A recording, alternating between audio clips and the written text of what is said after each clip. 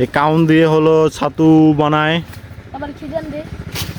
ক্ষীর রান্না করে এই কাউন দিয়ে। এই সেই কাউন। আপনাদের বাসায় কি বলে কি হয় রে? না ওটা কি সিজন দিছে। এর বুইলে থুইছে এর কত। তাই কি এর দাম কত দিন হয়? যেতে দাম হইছে। তারপর কি এগুলো কুশাল ক্ষেত আখ। এইগুলো বান্দা। এদিকে কোনো ঘাস জাতীয় না, এইদিকে না ওটা তো গম থেকে কি আমি জানা না। কাউন কাউন কাউন কাউন কাউন এটা তো ছাতু বানায়, ছাতু। হ্যাঁ তাহলে তো কত দিচ্ছিল রে। এটা কাউন ছাতু বানায়। আমি এর কাছে গম গাছে তো গম থেকে কত যে ওটা তো ধরে আই খালা নিয়ে দে আমার কি ফুল? ওই যে নিচের পাশে কি ফুল দেখেন? হ্যাঁ এই যে দেখুন ঠান্ডা ছিড়েছি। না না দেখি একটু দেখাও জানি। হ্যাঁ এটা হলো কাউন বলে অনেকে, কার কার এলাকায় কি বলে একটু জানাবেন। এই কাউন দিয়ে হলো ছাতু বানায়, আবার খিজান দে ক্ষীর রান্না করে এই কাউন দিয়ে। এই সেই কাউন। আপনাদের বাসায় কি বলে আপনাদের গ্রামে কমেন্ট করে জানাবেন। আর এইটা হলো কার বাগান?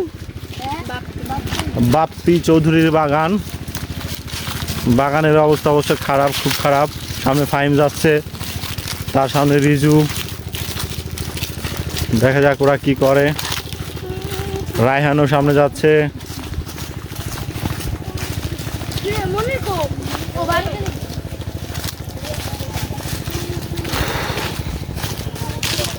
মনির আসতেছে, ওই পাশে আসতেছে।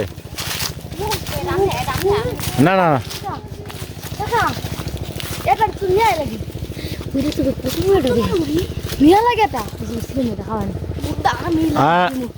আমছাড়া দরকার নাই, ছোট একদম।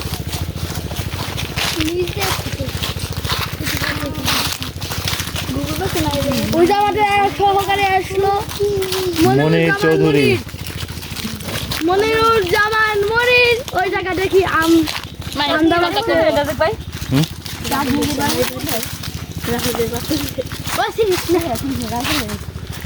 মনির রামকৃষ্ণা। মানা করলে শুনে না কি মনির একটা আম ছিঁড়ে ফেললো বিনা অনুমতিতে গাছালার।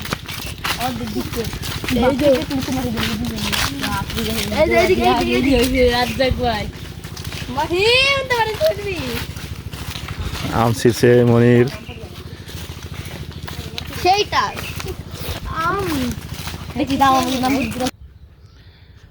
এই হলো আমাদের মাছ মারার কুম অথবা নদী যেটাই বলেন। এই পুরাটা নদী ছিল, আস্তে আস্তে শুকাই গেছে। এখন এইটুকু আছে বাকি, এখানে ওরা মাছ ধরবে।